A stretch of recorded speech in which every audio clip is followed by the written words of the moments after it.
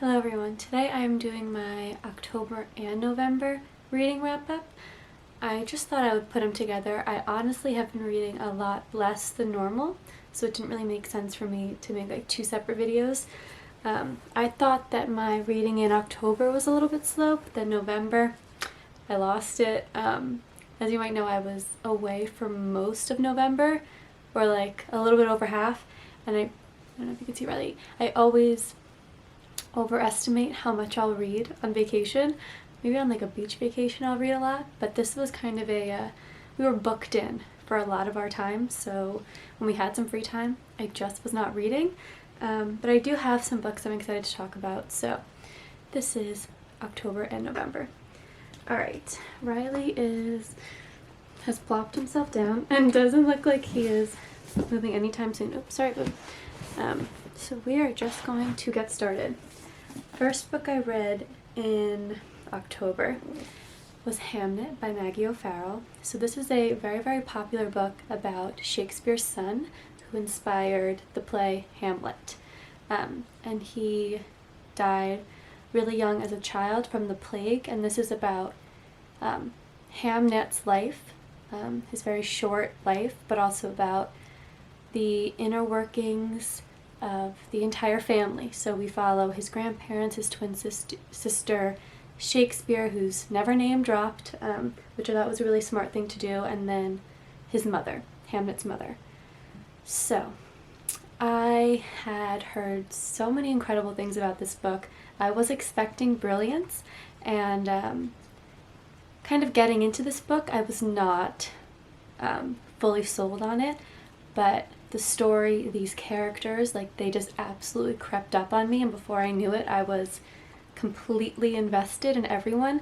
And I think it's interesting, books like The Death of Vivek OJ and Hamnet, when you know you're going to lose this character but you're forced to fall in love with them anyway, it doesn't really ease the suffering of readers. But I do think that we like fall in love with this entire family.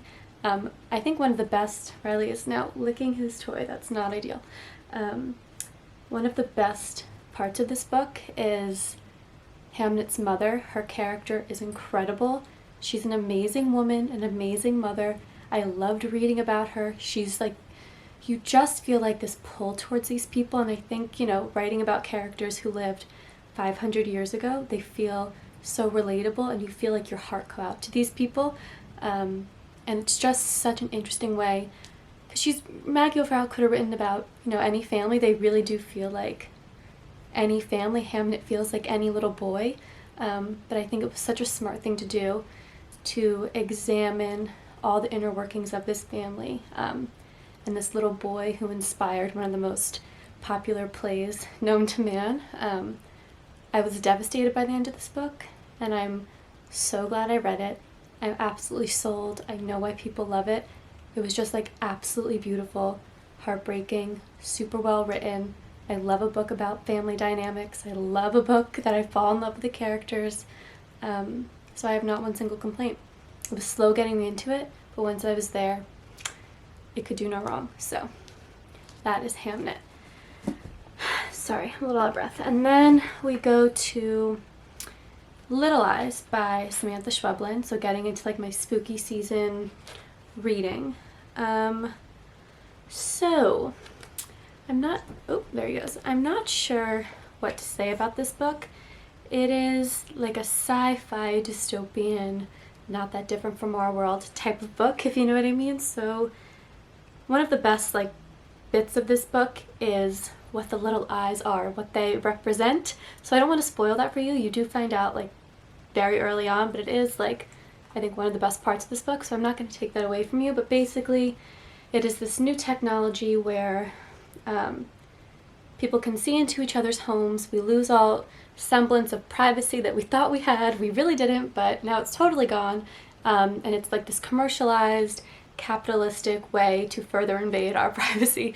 But it's, yeah, I'm not gonna say any more. So basically we follow a plethora of characters and their connection to this new technology, how it infiltrates and runs their lives. The problem I had with this book is, first off, it was following a lot of characters, which I don't usually have an issue with, but in this type of book, like, it just felt like everything was rushed. We didn't actually really get to like grab onto anything. I could have explored less characters much deeper. And I also think in a type of book like this, where it's trying to scare you, but also reminding you these things are already happening, I feel like these things become sort of outdated, or they're just not as shocking as, you know, time moves very quickly nowadays. So I just think this did not go far enough. I thought the idea was great. It's like a Black Mirror episode, but I just needed it to go like way farther or take us there a little bit more. The ending I thought was really strong, so I enjoyed the ending, but I needed more from it. These things tend to lose their shock value, and for me I was just like, yeah, sounds about right. I'm right there with you, but it didn't do too much for me. So it's a fun cover, and I will continue to read other Schweblin books because I read her short story collection, which I talked about. What was it called? Mouthful of Birds, and I enjoyed a few of those stories a lot. So we will see what else she comes out with. Then we get to a book I have talked about before in my Not So Much Vlogtober video. And that is 11/22/63 by the one and only Stephen King. I listened to this. It is a story about time travel, going back in time, the butterfly effect of it all. Our main character goes back in time through this portal in his friend's diner to try to basically kill Henry Lee Harvey Oswald to prevent the JFK assassination and basically stop all the things that happened after that in the US and worldwide, I guess. Sounds cool. The issue is, first of all, we know he can't shorten his books. I get it. Nobody's gonna curtail the writing of Stephen King. The issue is the actual crux of the book was boring beyond belief for me. I was listening to it, like I said, I was listening to it, the narrator, horrible. I was listening to it in really long car rides, and my dad was like obsessed with it, so I couldn't take the breaks that I felt like I needed because he didn't want to turn it off and he was really enjoying himself. So the thing is that the actual, like, if I accept that the time travel thing, right there with you, it's happening, it's real, it's possible, everything else didn't work. Like, the actual logic of the book didn't hold true. Like, he's not supposed to get super involved, and he gets like as involved as possible. He decides to become a teacher, and a lot of this book is taken up with his relationships with his students and finding purpose and finding love. And I'm just like, cut all that and like explore like life, that you're like the decade you're going into. And I feel like race was not touched on enough, and if you're going to go back into the 50s as a person from 2000, like that should be a main part of the book. Like, I need way more. And I was just like not sold at all, and I actually really truly disliked it. So I mean, I have enjoyed other King books that don't come for me. I've loved Carrie, I've loved The Shining. I have more King books on my shelf. I definitely need a break from him because he did me so dirty with this, and it was like over 30 hours long. I will try again, but it's just like endless BS that I don't care about, and the actual good bits were just too buried, and they hated the ending. So, sorry for being negative Nelly. Then we have another big one that I also talked about in that same Vlogtober video, and that is A Peculiar Peril by Jeff VanderMeer. So words don't suffice with this book. It is a young adult book, which, okay, I'll believe him. He named it as such, VanderMeer himself, and okay, I guess so. It does have like kind of the quirky young teenage characters and kind of the bizarre little jokes and stuff, so that I understand why that's YA, but everything else, I don't know who it's for. I described this book in that video and said that it is about a young boy, he's like 16, teenager, Jonathan, whose grandfather passes away and he doesn't know his parents, or his mom has been dead for a while. his grandfather in his will says that Jonathan can have my mansion and everything it contains if he just comes down for the summer and like catalogs everything I own. And his house is like a hoarder's paradise. Everything is strange and quirky and obscure. There's oddities everywhere. And that like little sliver of reality and normalcy lasts like a negligible amount of this book, and then just shit hits the fan. I don't think I'm spoiling anything by saying that there's like portals to other worlds in this house, and that's like literally 20 pages in. And then the rest of the book is the chaos that Jonathan finds and is introduced to in these other dimensions with his school friends.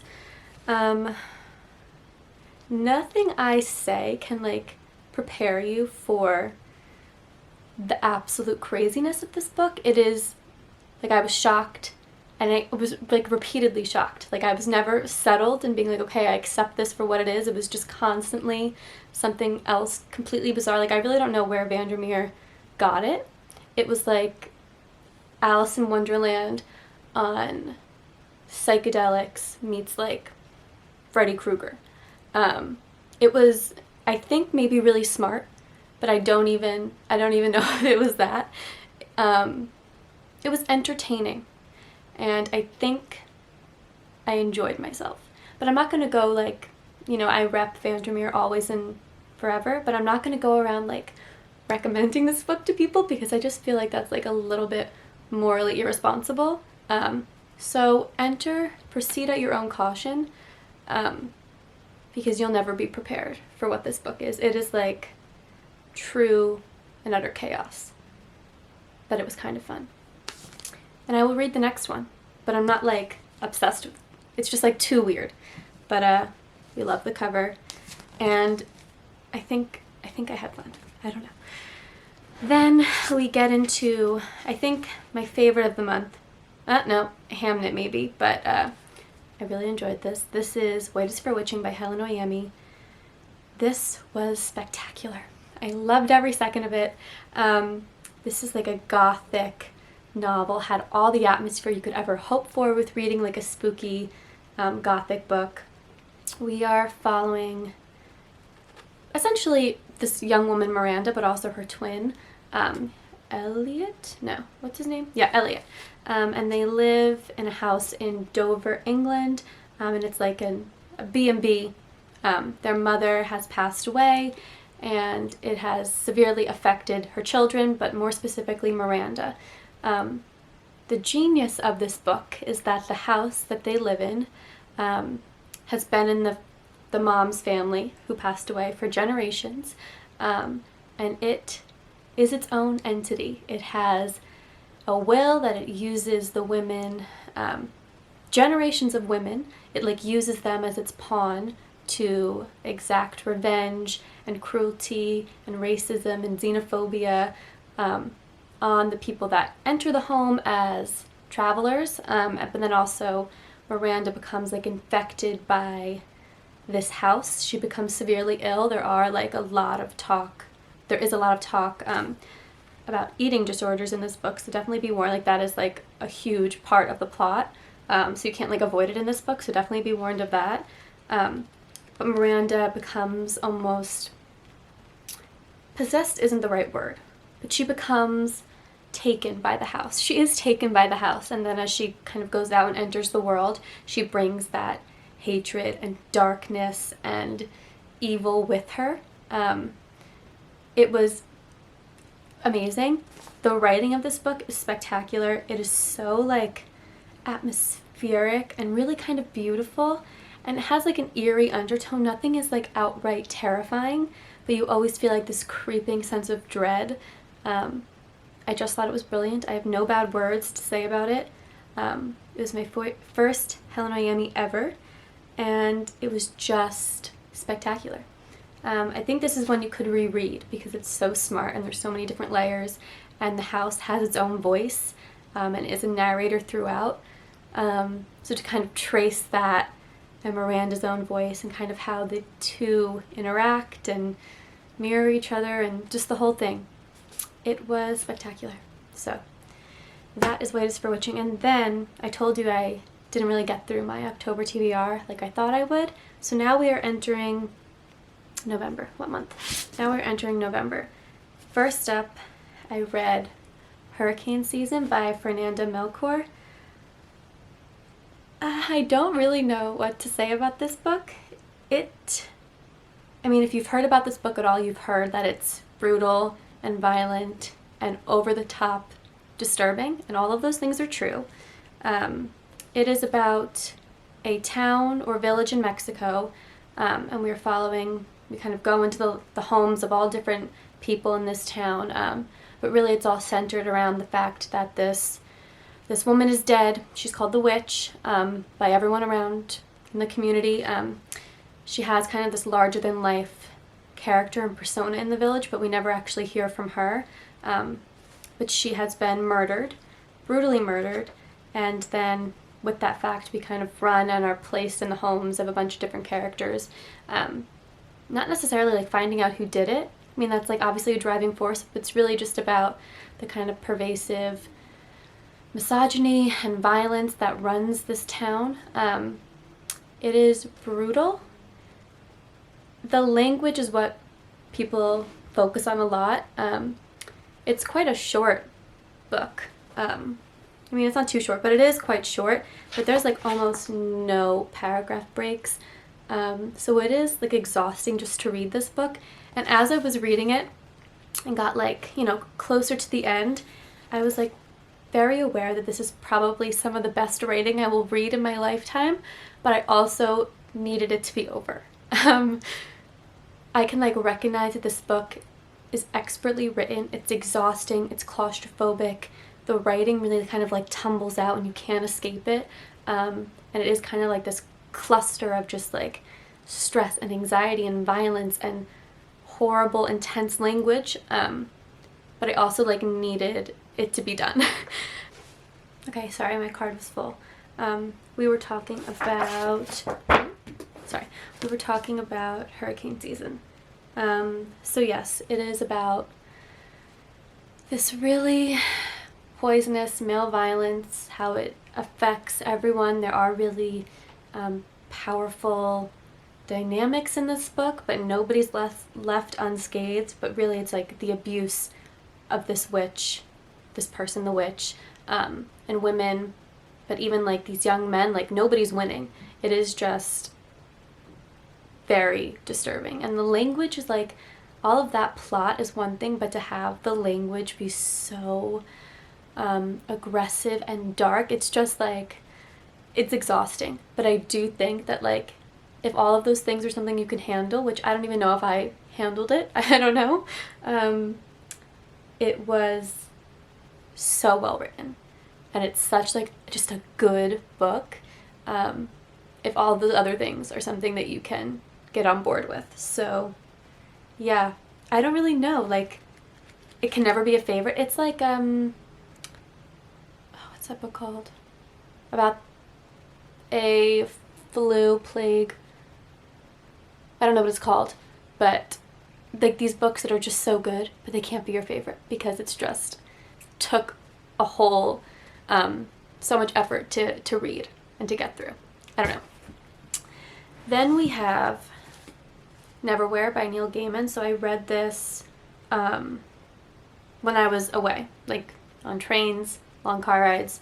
It took me a while to get through. So this is a really loved book. It is like a fantasy book, and it feels kind of like young and juvenile, but not in a bad way, just kind of like joyful, but kind of dark and a little bit upsetting at the same time. So we are following a man named, Richard, and he's just a normal guy about to propose to his fiancée, working in some sort of like corporate office, and he's walking one day and sees this young woman really injured on like the streets of London, and he goes to help her, and this young woman is named Dor, and he very quickly becomes like embroiled in her life and why she was injured. And basically Dor is she's like from a very, very powerful family who resides in London below. So there's London above and there's London below in this world. London above is, London, and then London below is like a mirrored version of that. So everything still exists, but it's very like dark and strange and whimsical, and like places that once existed can kind of quickly become undone, and everything's kind of twisty and windy, but basically it's all the people who have like fallen through the cracks of London above reside in London below. And it's one of those books like Things in Jars, if you know what I mean, like a host of characters who are kind of weird and whimsical and engaging to read, and Richard is kind of swept up on this journey of revenge and finding out the truth about what happened to Dora and her family. So it's one of those like journey kind of books in like a Victorian London vibe. It was fine. I don't want to like bug anyone because I know this is a very loved book, but I think like the only two characters that were actually like interesting to me and the way that they were described and their personalities were like the two of the villains, Croup and VanderMeer.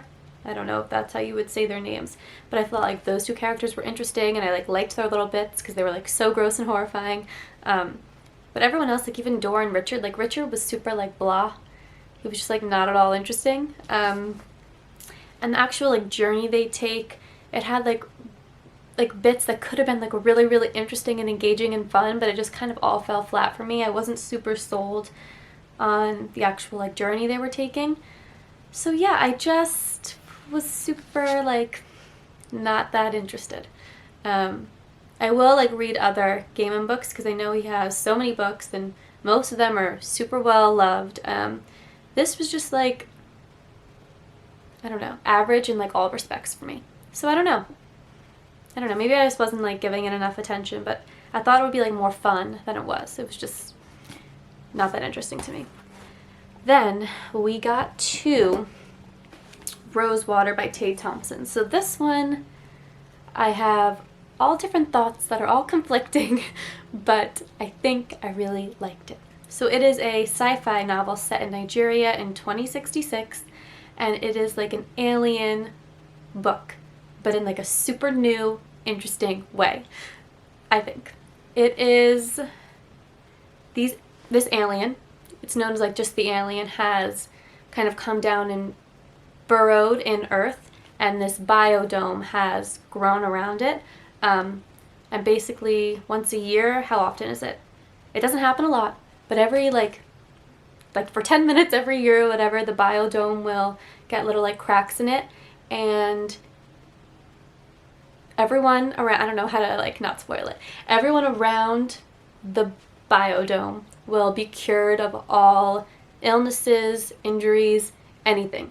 So obviously like a huge town forms around this alien biodome, but also like people come from all over the world for like this healing that happens, that this alien is healing people. So that is really cool. I love the idea, and where like this could go. We follow a man named something I don't remember. Caro? We're following this man, middle-aged man, who has these powers. He's known as a sensitive, which means he can, I don't even know the right way to describe it, he can like latch on to the thoughts of others, almost like read their minds. He can like, for example, he's used by the government in interrogations because he can like get into the mind and see different bits and pieces of somebody's mind that they're interrogating. And how through this book we kind of find out how his ability is tied to the alien biodome. He's been there since the beginning, since the alien came. And this book is less like science heavy. It's more like we're really following this main guy and his relationship, but also like his connection to the government and how he's being used. And there are like other people who have these abilities that he has, like other sensitives. But it might seem like this book was definitely a little dry at some points. It's the first book in a trilogy, and I've already ordered the other two because I really enjoyed it. My card was full again. Okay, we're almost done. Yeah, I really, really liked this. It feels like a little bit like Avatar, a little bit like some sort of, well, actually no, I can't say that because that will spoil it. Basically, it's really, really good, and there's a lot of like logistics to kind of get through and kind of plow through, but it's never like unenjoyable. It just is really like kind of detail oriented, and I was like a little bit ready to move on at some points, but where it's going, I'm excited about. And it's just exciting to find like a new series that I'm really looking forward to. So I just want to see where it goes. And it feels like really new and experimental, even though the trope has been done a bunch, but it's doing something. Really enjoy the cover as well. Good sci-fi cover can really change things for us all. So we shall see. Then, very last book I read in November, I didn't read a whole lot, I already told you that, is an arc that I was sent by the author, so thank you so much, Lana Grace Riva. It's The Existence of Amy. It is about a young woman who is suffering from obsessive compulsive disorder and depression. We're following her just basically day-to-day life. Everything is just hard for her. She struggles to just commute, go to work, have relationships, go out for drinks with her coworkers. This book is like really light on plot, so if you're someone who doesn't need like a super engaging plot, but you want to go through the motions with the character, really get in their mind, then this is a book I think you would really enjoy. I was not expecting to love this book, and I was just kind of like going through it. I was like, okay, I'm a little bit bored, and then all of a sudden I found myself just absolutely absorbing this book. It's pretty short, but I also read it so quickly. I couldn't put it down. You just feel for Amy. You grow to really love her in such a short time. And we're kind of introduced to different coworkers who also are really good friends. Well, they're not all good friends, but they're her good friends. They're just not all good friends, if that makes sense. And just how she is getting by day, and sometimes she's super unwell, more so than others. She gets in these really dark periods, and it is really sad, but also like she's seeking help in this book, which is, you know, I'm so over reading about books about unwell women, unless it's like, you know, a Tessa Moshfegh, but, you know, people who have diagnosed issues, they're doing really unwell, and they don't seek help. Sick of those. She is seeking help, and it's just like life affirming, but also really upsetting, and I just really enjoyed this book. It's a quick read. It's like an easy read, even though it's upsetting in a lot of ways. So I would recommend this. I think a lot of people who subscribe to me on here would enjoy this if you like what I usually read of unwell women, but in this one, it's not like, you know, Eileen or something of a Moshfegh. You love her, and you want her to be okay. But you also know that, like, not every day she's going to be okay. But it was just a really beautiful book, and I enjoyed myself a lot. So those are the books that I read in October and November. We have 1 month left of this year, and I am going to try to read some books I'm really excited about. I'm not going to buy any more books until, you know, unless it's like for Christmas. For other people, I'm not going to buy any more books until the new year to really try to like go through ones on my shelf. But I do have ones that I'm looking forward to reading, so if you've read any of these, let me know what you thought about them, or if like any piqued your interest. Would love to chat about it. But yes, thank you for watching, and let me know what you'll be reading for our last month of this year. I'm excited about it. Time for new year and new books, new plans. It's looking up. It's looking up, guys. We're gonna be okay. But yeah, thank you for watching, and I will see you in my next video. Bye, everyone.